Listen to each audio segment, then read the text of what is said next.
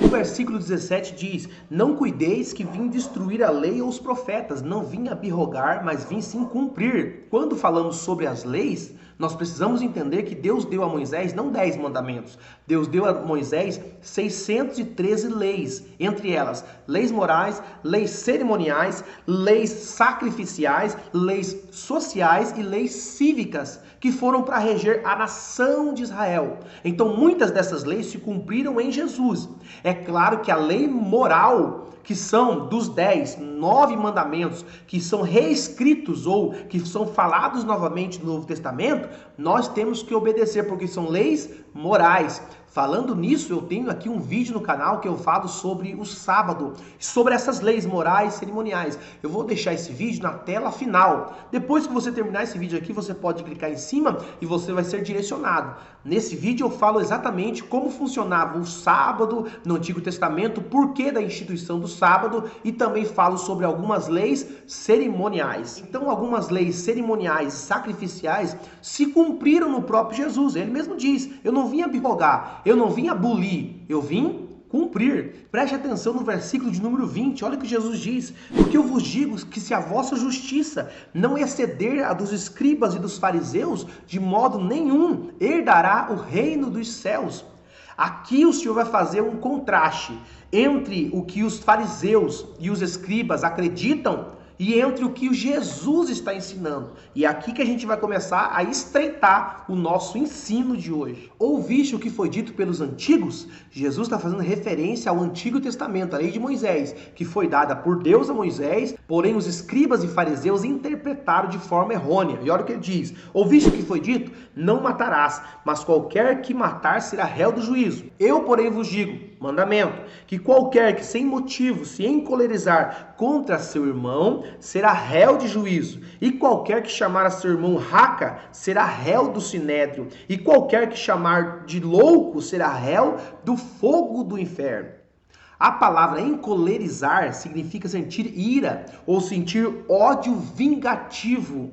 Reparou que os fariseus dizem que aquele que matar alguém será réu de juízo? Jesus está dizendo não somente aquele que matar, mas aquele que sentir ira, desejo de matar, desejo vingativo, também será réu. Por quê? Porque muitos fariseus tinham no coração, e o próprio Jesus vai falar depois, dizendo assim, que é do coração que procede os homicídios, os adultérios, é do coração que procede. Por que Jesus está falando isso? Porque tinha muitos fariseus que não matavam ninguém por suas próprias mãos, mas as suas palavras matavam. São pessoas que diziam obedecer à lei, que nunca mataram ninguém de forma física, mas mataram espiritualmente. Lembra que foram os próprios fariseus que levaram Jesus diante de Pilatos para eles: condene ele, ou faça o que vocês quiserem na lei de vocês. E eles disseram: não, na nossa lei nós não podemos matar. Interessante, eles não podiam realmente matar Jesus, mas eles levaram Jesus para o ímpio matar. Quantas pessoas matando os outros espiritualmente com a sua língua?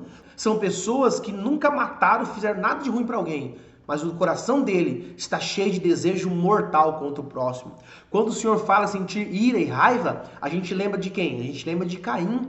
Caim, quando veio oferecer sacrifício a Deus, Deus recebeu o quê? O sacrifício do seu irmão Abel. Ele se irou fortemente. É isso que o Senhor está ensinando aqui. Não é simplesmente sobre sentir ira, é alimentar a ira. Caim ficou tão possesso por aquela ira que, se você ler o texto, Deus desceu para conversar com ele e disse: se fizeste o bem, não haveria aceitação para ti? Mas se não quiser me ouvir, o pecado jaz à porta e ele te dominará. Ou seja, o próprio Deus fala com Caim e ele não dá ouvido. O que acontece? E depois de algum tempo ele vai e mata o seu irmão. Assim, infelizmente, é como o diabo trabalha, lançando setas, palavras, pensamentos em você, para que você venha nutrir esse desejo de ódio, esse desejo de raiva. O que nós temos que fazer? Jesus disse: nossa justiça tem que exceder, ser melhor que a dos escribas. Eu não posso alimentar desejo de raiva e ira. Se você ler Gálatas 5, 18, 19, fala sobre os frutos da carne. E um dos frutos é ira.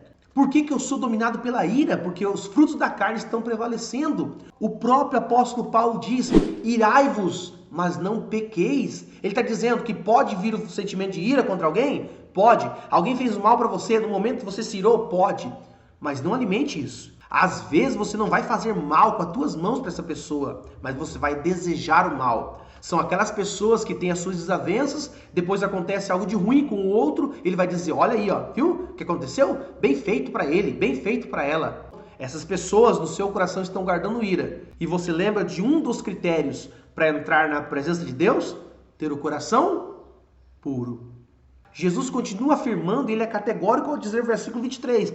Portanto, se você trouxer tua oferta ao altar, e aí te lembrar que teu irmão tem algo contra ti, deixa a tua oferta no altar, vai, reconcilia primeiro com o teu irmão e depois vem e apresenta a sua oferta. A oferta para o judeu era muito importante, fazia parte do culto. Por isso o Senhor está dizendo, se você lembrar que o teu irmão tem algo contra ti, vai reconcilia com ele e depois traga a sua oferta. Porque o nosso culto ele tem que ser completo.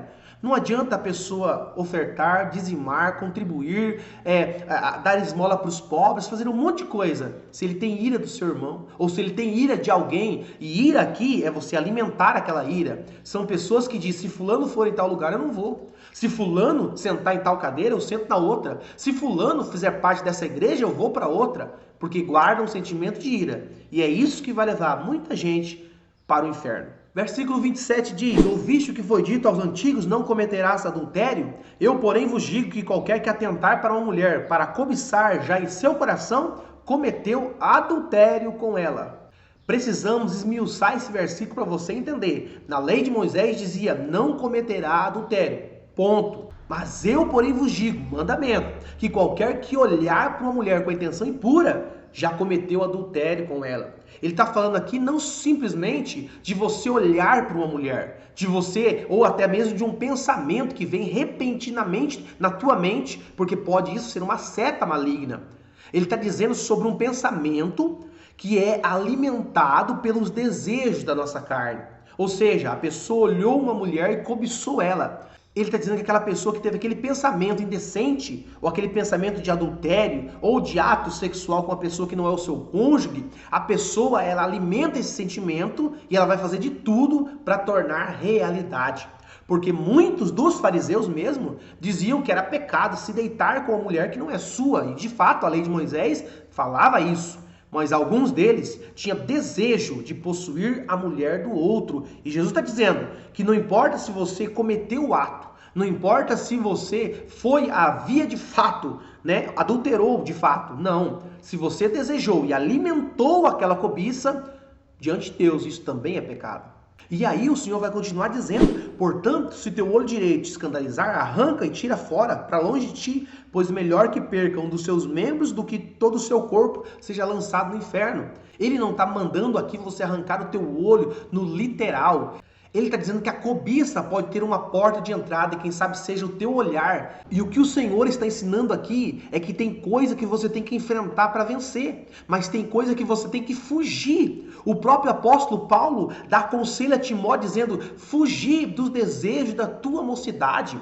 Quando José foi pego pela mulher de Potifar, a mulher tentou forçá-la a deitar com ele. O que ele fez? Ele fugiu. Ou seja, está dizendo, não alimente aquilo que você não pode vencer. Sansão tentou vencer e acabou caindo, perdendo a presença do Espírito Santo. Isso quer dizer, se afaste, se retira, fuja da prostituição, fuja dos desejos imorais, fuja dos desejos da sua carnalidade, porque não teve ninguém que lutou contra os desejos da sua carne, nesse aspecto, ou os desejos sexuais, e conseguiu vencer. Por isso, fuja, é o conselho do próprio Jesus.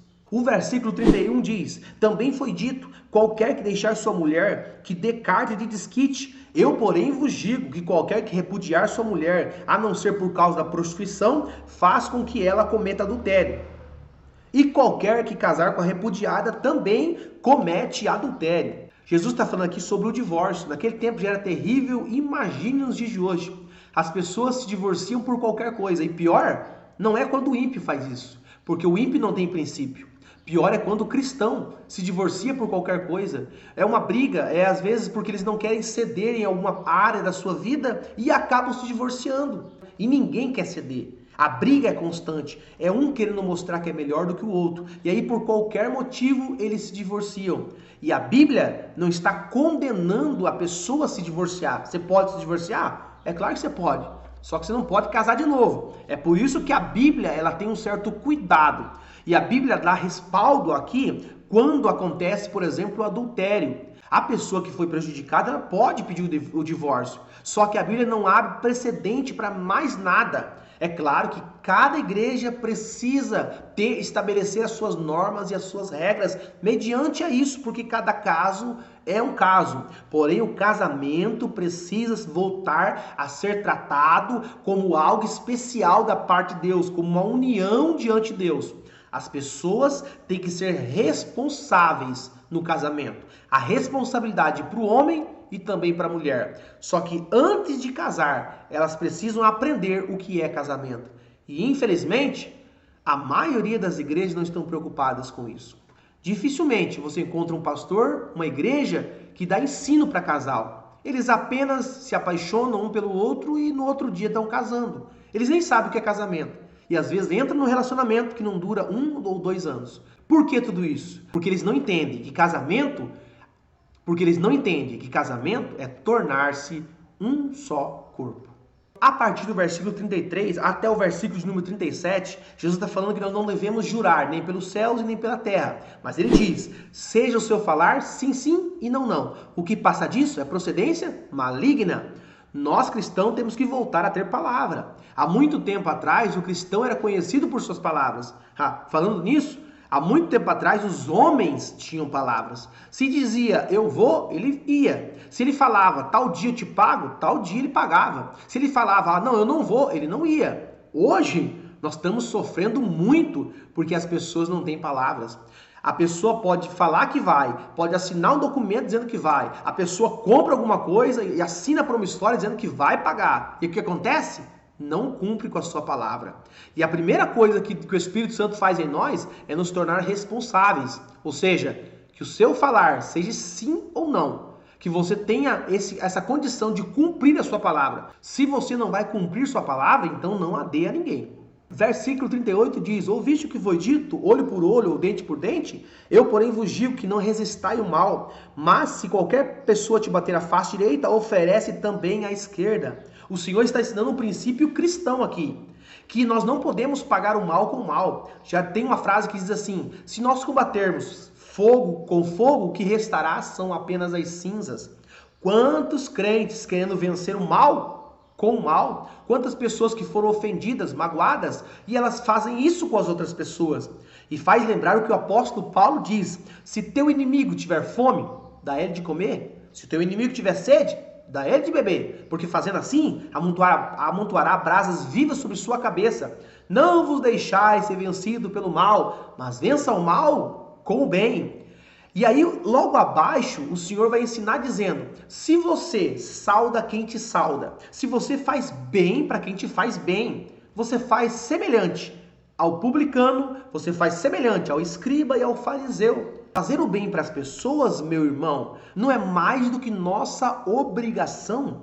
Como seres humanos, nós precisamos fazer o bem para quem nos faz o bem. Agora, como cristão, nós temos que fazer o bem para quem nos faz o mal. Quando você faz assim, olha o que o Senhor está dizendo. Para que sejais filho do Pai que está no céu. Ele está dizendo que você só se torna filho de Deus quando você entender. Quando alguém te faz o mal, você como cristão não pode pagar o mal com o mal. Porque se você tem o costume de fazer isto, você infelizmente não é filho do Pai que está no céu. Nós precisamos restaurar isso em nós. Fazer o bem para quem nos faz mal é fácil? Não. Perdoar quem nos ofendeu é fácil? Não. Fazer o bem para aquela pessoa que deseja sempre o nosso mal é fácil? Claro que não. Mas o nosso maior exemplo é Cristo, que na cruz, abandonado por todos, apenas ao pé da cruz, estando João e as Marias, ele olha para Deus e diz, Pai, perdoa eles, porque eles não sabem o que fazem. O Jesus que foi traído e foi levado até um monte ali onde estava orando, e o Judas vem, ele diz para Judas, amigo, o que viestes fazer? Mesmo sabendo que Judas havia traído, havia vendido Jesus, ele diz, meu amigo, não importa qual a decisão que você tomou, o mal que está em você não pode vencer o bem que há em mim. Ou você vence esse mal com o bem, ou você se tornará exatamente igual àquele que te feriu, àquele que te fez mal. Por isso, muito importante estudarmos a palavra de Deus. A maior marca de um verdadeiro cristão ainda é o amor. Que Deus em Cristo Jesus te abençoe. Se você foi abençoado por esse vídeo, curte, comenta e não esquece, compartilha também e até o próximo vídeo.